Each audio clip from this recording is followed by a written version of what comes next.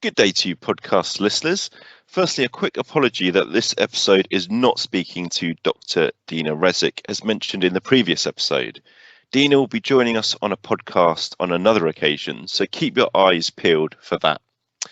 But today, in the wake of the emotional rollercoaster that was the European Football Championship, we are speaking to one of our economics lecturers, Dr. James Reade, who specialises in sports economics, about football score forecasting, betting, the importance of luck and player psychology, and also the effect of home crowds on referee bias, as well as a bit of chat about the economics of being the host country and James's thoughts on England's chances for World Cup 2022.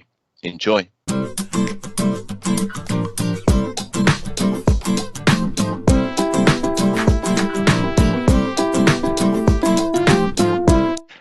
Let's kick things off by just asking you, James, could you introduce yourself and just tell us who you are and what you do? Sure. My name's James Reade. I'm a professor of economics in the Department of Economics. And at the moment, I'm also the head of the department as well, which keeps me busy.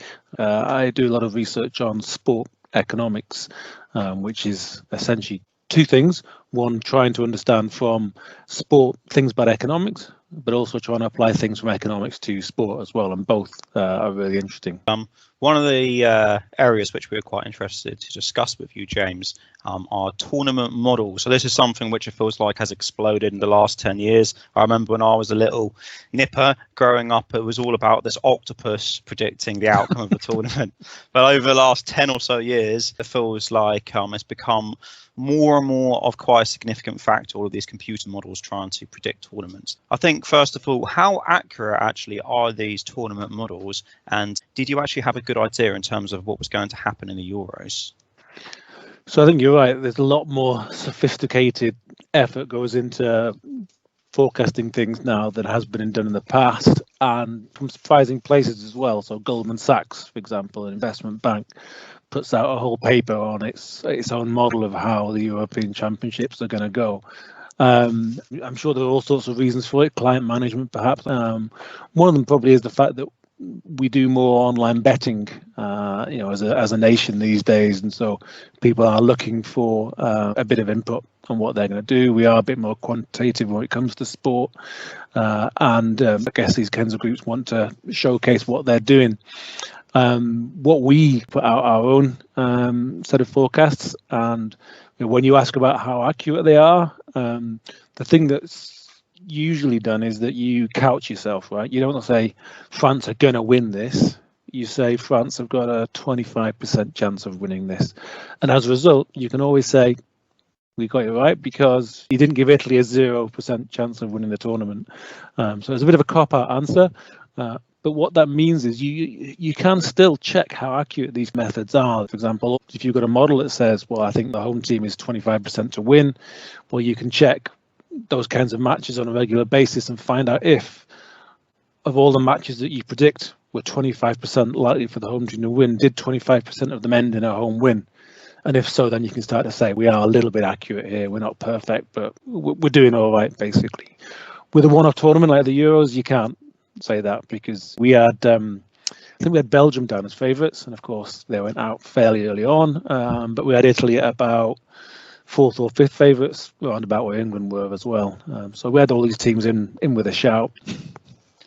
I think that's really interesting what you were saying about betting being on the rise recently. I've got that sense from friends of the convenience of it being on apps on their phone and just betting on matches. And I had one friend who bet 4-0 for every match just because he he felt like the odds were good and it made it more exciting. So you got one correct. One correct. Yeah. But that also makes me think. Is what you do in your kind of forecasting, is that much different to what bookies do, or is it the same concept? I mean, at its very basic level, it's the same kind of concept. What you're trying to do is you're trying to model the strength of teams involved in a game, and from that you essentially project what you think the outcome or a certain type of outcome probability is. And then you turn that into a betting price.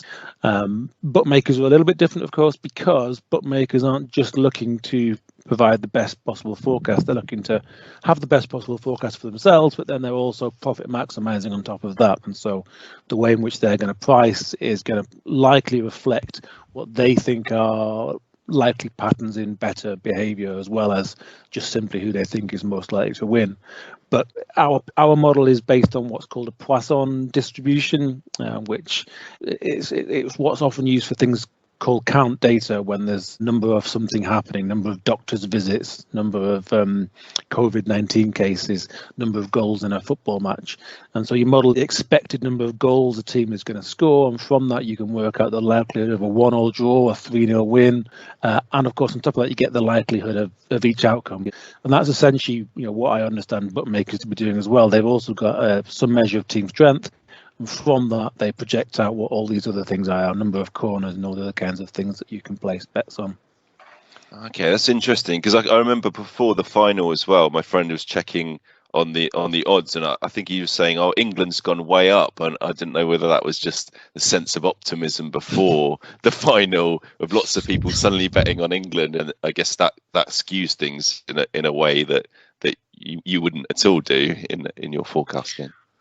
Well, exactly. I mean, there's all sorts of betting markets become increasingly complex, and what you've also had, as well as bookmakers placing their prices online these days, and apps that are really easy to use. You've got betting exchanges like Betfair, which is a place where the prices aren't set by a bookmaker; they're set by the amount of money people are willing to place at particular prices on particular events. And it's quite commonly known that bookmakers do hedge themselves via Betfair and also other exchanges that are out there. And so those kinds of vast sums of money going in and out, they mean that bookmakers are able to at least take a little bit of a hedge against what they're doing. But fundamentally, at least a lot of the basic theories of bookmaking are that the bookmaker wants to balance their books. And so if you have an event like England playing in the European Championships final, where you think that you're going to get lots of bets being placed on England over and above the amount that should be based on a rational evaluation of how likely England were to win, the bookmakers have to cover themselves against large payouts as a result of that, and so they will treat their prices in that dimension as well. It's really interesting you say that, because I remember at the start of the tournament, I used Sky Bet occasionally, and I remember I was surprised to see England were the second favourites, whereas obviously using my football knowledge, I wasn't sure we necessarily had the second best team.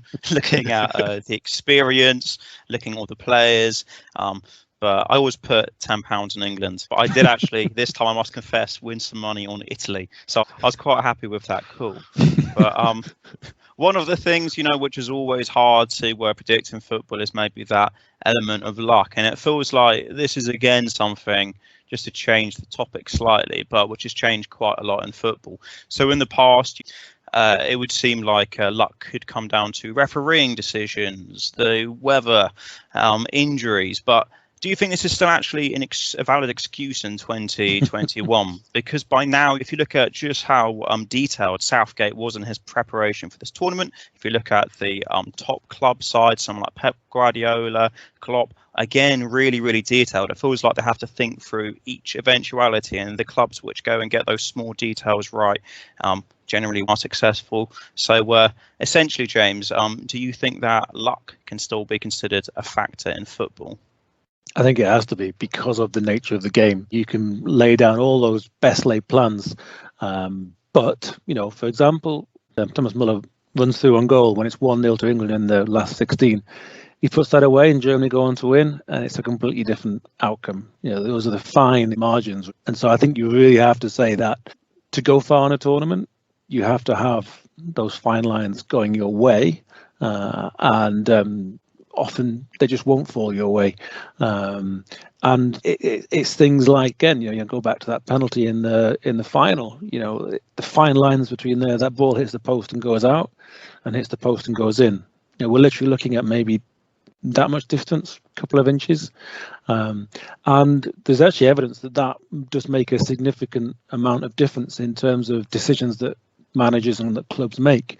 There's actually a research paper by a couple of economists looking at the influence of balls that hit the post and go out versus going in on managerial decisions, recruitment of players, and so on. And so you can imagine maybe Marcus Rashford might suffer in terms of his recruitment because his shot hit the post and went out rather than hitting the post and going in. So you really can't rule out luck. And yes, you have these great examples of people like Klopp and Guardiola doing fantastic things over the last few years. But again, neither of them has won everything, and they've also had a heck of a lot of resource behind them as well in making the kinds of decisions that they've been making. Definitely. And I think it's interesting if you're speaking about factors which are quite hard to quantify. And you mentioned all of that statistical analysis, which can go into player recruitment, player selection. And it's from a Liverpool perspective, I do remember there was a point just after the takeover of FSG where they put loads of statistical knowledge into Liverpool, but it took them a long time to get Liverpool successful. But one thing that did change under Klopp, and there was something a bit Alex Ferguson-esque, dare I say it, given the Liverpool-Man United rivalry, but they placed a huge amount of emphasis on not just player talent, but also player character and team character. Is that actually something you think which we can go and judge in the same way, for example, in which we can go and judge playing ability? I think we can probably do it just about the same, right? Because the ability of a player is something innate. It's not something that you put a particular number on. This guy's got 25 units of ability. We measure it on increasingly on things like, pass completion. Then there are measures of how progressive a player is in terms of moving the ball forward versus moving it sideways, that kind of a thing. But actual ability is only as good as we can measure it. And of course, equally, there's an interaction between ability and what's going on in the psychology of a player, of course, because we always hear these stories about players that were fantastic in training, but they never really did it in the actual game. And that suggests that that's something psychological as well in terms of physical ability. When it comes to the psychological stuff, of course, you do have all these things like Myers-Briggs and all these kinds of type tests and things. And as I understand it now, so Y-Scout, this source that lots of teams use and scouts and so on, it does, for a lot of players, include some kind of fairly basic Myers-Briggs type personality test, not least to help clubs with recruitment, because you probably want to have a team that's cohesive, a team that's playing together. I think obviously Southgate for England has emphasised this a lot in terms of it being a team, I think these kinds of things matter. And I'd probably say that they're both things that we try and measure as best we can, but I think they are still what we call latent concepts. They're not something for which there's some kind of direct measure of them, so it is tricky. Yeah, I think that's really interesting, the psychological factors, because certainly after England going out, there's so much, trying to make sense of, why did that happen? Why did Rashford hit the post instead of it going in? Was it too much pressure of a home crowd? Or then maybe German fans thought, oh, Muller missed because he didn't have a home crowd, or, you can argue it either way. But certainly, obviously, during COVID, we've seen big changes with crowds and how that atmosphere is changed through having no crowd or a smaller crowd and things like that. So we just wanted to ask, what your kind of thoughts were on the effect of crowds as well on results on home and away. Yeah, sure. This is something that I've written a couple of papers on that have been published. And so it's something that, I've been quite involved with. The headline is, of course, that home advantage has been reduced. It's certainly not been eradicated. Even though the Premier League essentially was last season, you had more away wins than home wins in the Premier League. But if you look across leagues, there were even some leagues where there wasn't very much change at all. And there were some leagues, the Dutch league, for example, had an even bigger swing, but it had a stronger home advantage the previous pre-COVID season, and then still had a home advantage during COVID. So the evidence, it seems fairly clear that there's a reduction in home advantage. The fact that teams playing at home win more often than they probably should. Why is that? Well, historically, economists have attributed this actually, rather than it being the fans cheering on a team, they actually attribute it more to the impact of the referee. So the referee essentially is influenced probably subconsciously, because maybe 30 years ago, you could say there might have been referees that were clear homers and, this, that and the other. But these days, there's such intense scrutiny of referees.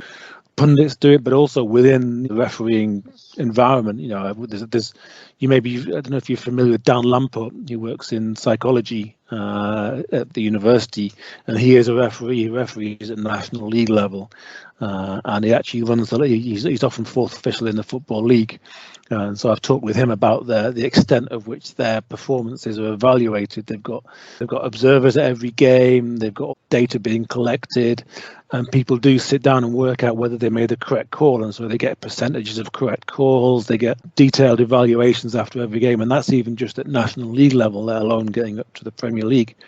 So there's a huge amount of scrutiny on referees. So I'm inclined to think that it's probably subconscious these days rather than conscious. But you have studies where referees were sat in a room and they had some football on and they were asked to call whether it was a foul or not, both with the sound on and the sound off. And when the sound's on, they call more against the away team. So this is one example of, again, kind of subconscious. Fans call for something and the referee is influenced by it, whether or not they're necessarily aware of that.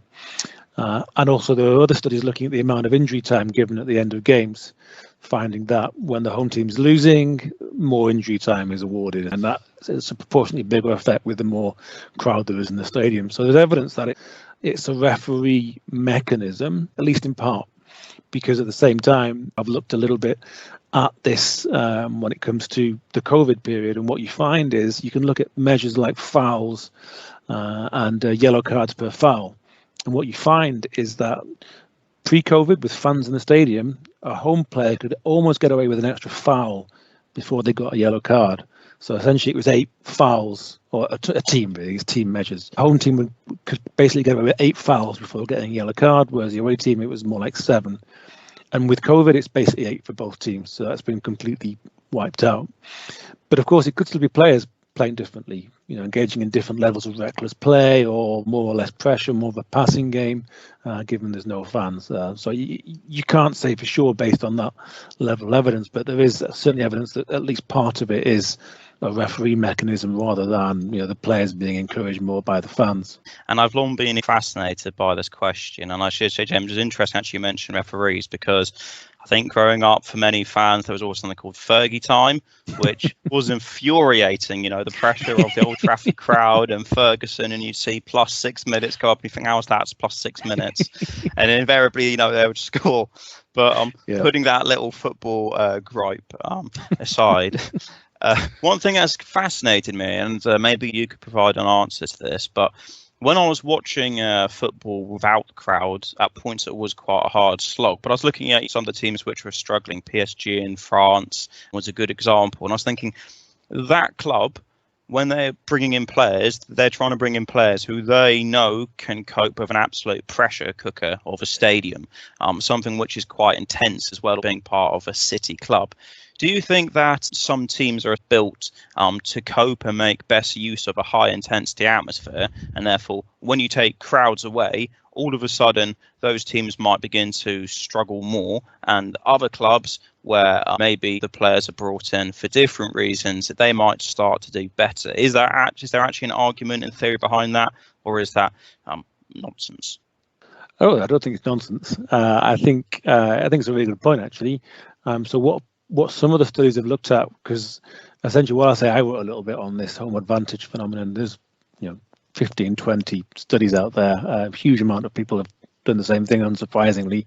And some of them have looked at this idea that if you are in a bigger stadium, that's different from being in a smaller stadium. If you like, I guess it's more cavernous, it's more echoey, it's somehow more intimidating, I guess.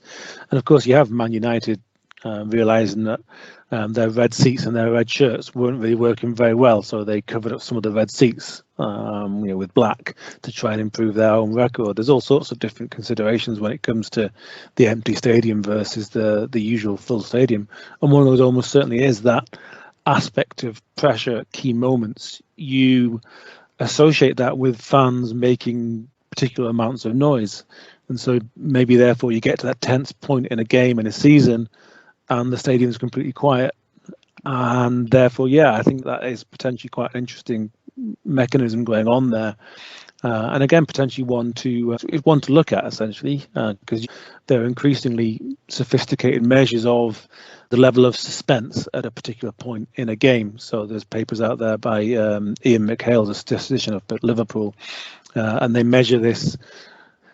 where the suspense is essentially how even the in-match probabilities are, not necessarily of the end of the game outcome, but of the title outcome. And then the surprise would be you suddenly see a big change in those probabilities. So a couple of goals go in quickly and all of a sudden everything's changed. But you can measure that level of suspense. And of course, you can therefore look at matches with a similar level of suspense, what was going on when there's fans there versus what was going on when there wasn't fans there. I think it's a really good suggestion, actually, Chris. I might look into that. New research paper title. Fantastic. But yeah, we thought we should probably put in one question that wasn't completely football related, although we will return to football afterwards. But it's a really interesting situation with COVID and there being no fans and how that's helped you research things as well. But we also noticed that you'd published an article in a journal called Covert Economics, and we were quite interested in hearing what covert economics is and sort of how you've been involved in research in that area. Yeah, sure. So that's a journal that, I mean, it's a rapid turnaround kind of thing, because the way in which academic publishing works is it usually takes a very long time. Essentially, you submit a paper, and then that paper is put out to reviewers who are usually double blind, so they don't know who you are, you don't know who they are, and they write a review, and then they come back, and the editor makes a decision. And it's not uncommon that from the point when you submit something, it can be a year before it appears in print, sometimes longer as well. And so this COVID economics was an attempt made by a UK economics organisation to try and circumvent that a little bit. So it's rapid review, so the editor does quite a bit of that, and he'll put it out to one person who's expected to do it very quickly. And it's published a lot of papers on the economics of the pandemic. The sort of stuff that I've been doing has been mainly sport related, of course, and so the paper that I've got in there is on whether football matches helped spread the virus back in the first wave. But of course, there's all sorts of other stuff going on there, because what it was figured fairly quickly was that while you've got some sense of how a virus can spread from epidemiologists, they haven't necessarily factored in the kind of the feedback you have between measures to circumvent the spread of a virus and their subsequent knock-on impact on the economy, and then how that might rebound back. I mean, it's things like, we're sitting through a classic example of that right now with this pingdemic, where you've got people being put out of action, and the argument is, well, sure, you've opened up the economy by Freedom Day and all that, but now all of a sudden you've got so many people having to isolate because of the amount of cases prevalent that you're again leading to things having to stop, all sorts of things, shops having to close down, train services cancelled, all these kinds of things. And so economics has something to play here, because we spend a lot of our time thinking about these interactions of different decisions and how they all come together and feed back to have particular likely outcomes. And that actually feeds quite well into your next question, Chris. What extent does this successful failure in national football tournaments have upon wider society and economics? And then there will be a little bit of a follow-up here, James. But is it fair to say that some countries, when they're awarded the tournaments, they use it for the good of their society? So you look at something such as the 2012 Olympics, really good for parts of East London, or Germany in 2006, really great for some of the host cities. But to use another example, I remember when the Brazil 2014 World Cup was on, Brazil, football mad country, you'd have thought they would love it. But actually, there were quite a lot of protests because the people there felt like lots of that money wasn't going back into society. It was going into the wrong players in society. I guess there's, a huge question there. What do you think? Yeah, I mean, the hosting of big events is a question that economists do take quite seriously. And by and large, we figure it's not actually worth the amount spent. If you're going to look at that, it's just simply hard to justify it. And one of the reasons that economists come to that conclusion isn't because you just look at that number on its own and this amount spent, surely it must be a good thing. Well, what an economist would say is, well, what would have happened otherwise? So yes, X amount was spent on this stadium, but where would that money have gone had that decision not been made, had the Olympics not gone to London? I think with the case of London, you like to think that politicians would have thought, yes, the east of London is well worth our investment in improving that part of London. But perhaps the reality is actually they probably wouldn't have done. another example of the kind of calculations that go on when it comes to hosting major events are on tourism. So people say, oh, great, lots of tourists come because you're having the Olympic Games. Well, London's already the biggest tourist destination in the world, so it's not obvious what kind of benefit London's going to get from hosting the Olympic Games. It might be different for different countries and different cities, and you also have these kinds of offsetting effects. So people might have thought in 2012, oh, I fancy going to London, but the Olympics are on, so therefore this year I'm going to go somewhere else. I'll go to London in 2013, for example. So there's all sorts of these kinds of offsetting effects, such that economists are generally much more sceptical.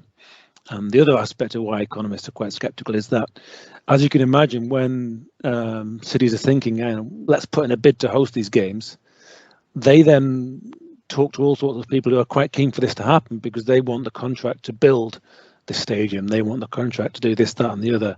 And so there's lots of political reasons for saying the Olympic Games are going to be fantastic. Let's make sure it happens. And so you get all these consultants that are asked to provide these kinds of forecasts.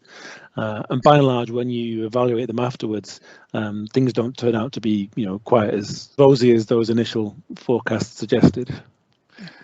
Yeah, that's really interesting to think of it as if it's literally just sort of on paper, it doesn't make much sense. But then that sort of made me think in the England-Denmark game, I was messaging back and forth with a Danish friend, and he was obviously quite confident beforehand. And then afterwards he said, well, good luck to you. He said he'd read an article, I think in Danish, saying that actually England deserve to win more than Denmark because we've been through such a terrible time with COVID and various other national incidents that as a nation we really deserved a lift, which was interesting for someone from another country to be telling me that, because you get a sense of the perspective of how we're seen by other countries. And also sort of being a classicist, I did think of the idea of bread and circuses, like keep the masses entertained. Do you think the psychological element of we'll get the Olympics here, we'll get Euro games here, that a big part of it is having politicians having something to shout about, and actually that sort of trumps whether economically it makes sense or not? I think there's something of that. I think it's certainly the case that Boris Johnson's trying to make a bit of that by saying we'll go for the World Cup in 2030. The other side of that coin, though, is that you often don't get the credit for it because, of course, the Olympic Games, it's about 7 years ahead of time when it's known who's going to next host it. And so Labour was in government when it was decided that 2012 would be in London. But, of course, Boris Johnson got all the credit for it as being London mayor, and the Conservatives in government at the time got all the credit for it as well. So I think, yes, there's certainly that political element going on, but it won't necessarily benefit you as the ones that get those games, given the kinds of time lags involved. Definitely. I think we're going to head onto the final question now about World Cup 2022, and obviously we're all hoping that things are more back to normal for that. England, they've got this super young team that did the whole nation proud, and we were wondering what your predictions were for World Cup 22 and the England team, or is it just too early to make those kind of predictions? I think, you can always say it's a bit early. The bottom line is there's a number of strong countries, and England has managed to work its way into being in one of these kind of, if you like, top 10 countries globally, whichever ranking you look at now, be it FIFA's actual rankings, be it rankings that other groups put together. You find that England are one of those top teams, and that's all well and good, but a tournament is a funny old thing. You need those fine lines to go your way, and you need the draw to be favourable as well. And I think the Euros is a great example of that, because I thought at the start, Chris, you were saying how you were surprised that England was second favourites. I was surprised as well, because I thought we had a very low chance, because we were going to win that group, even though you can argue we made a little bit of hard work of it, especially with the Scotland game, but we were always going to win that group. And that meant one of Group F in the last 16. And that then ought to have meant, if Spain got their act together, Spain in the quarterfinals in Rome. And so even had they got past the Group F, first to third, Portugal, France or Germany, they were then playing Spain. So I just thought, there's no chance that England is going anywhere. But then, of course, what happened was it opened up once Germany had been beaten, because it meant that the Ukraine and Denmark were much more beatable opponents. They were still tough opponents, certainly Denmark, but much more beatable. That then tells you you've got this random element of the draw. The fact that those three teams were in Group F, I think the reason why they all went out in the last 16 essentially was that they were all knackered after playing in a group. That just points to the fact that the draw is the really important thing. I mean, France going out is really crazy because they were pretty much everyone's favourites, and you can see why, such strength and depth. But the draw can often get in your way. So I think England have got a chance, of course. I hope that they actually do go one better. They've been kind of going one step better over the last few years. And so hopefully they can do that again. And that experience of getting to a final, which has to matter mentally. We talked about the psychology of all of this. Hopefully that can feed through. Hopefully a bit of momentum as well, with it being a shorter gap than is normally the case between big tournaments, can all count in their favour. But again, it's going to be wacky and weird because it's going to be in November, right? It's too early to say, but it's hard to argue that England don't have a reasonable chance, and probably a better chance than they've had for probably my entire lifetime, to be perfectly honest. And I think the other thing to say about the England team is it's actually an England team that you can be proud of, not just on the footballing field, but also off it as well. They're saying all sorts of things, and they're taking on politicians, and they're doing all sorts of things that I think are really good, really wholesome things. So there's all sorts of reasons why we can have a little bit of hope and a little bit of optimism, I think. Amen to that. What a golden bunch of lads they are, and fingers crossed they can bring it home someday. On that note, it just remains for me to say thank you very much, Phil, as usual, and James, thank you so much. You've been an absolute cracking guest. It's been great to have you on. Well, thanks for having me. Well, that was another conversation which we thoroughly enjoyed. Football, economics, psychology, betting, and the nitty-gritty of football tactics. What was not to love? We will see you on the next one for another engaging chat with an exciting expert. Goodbye.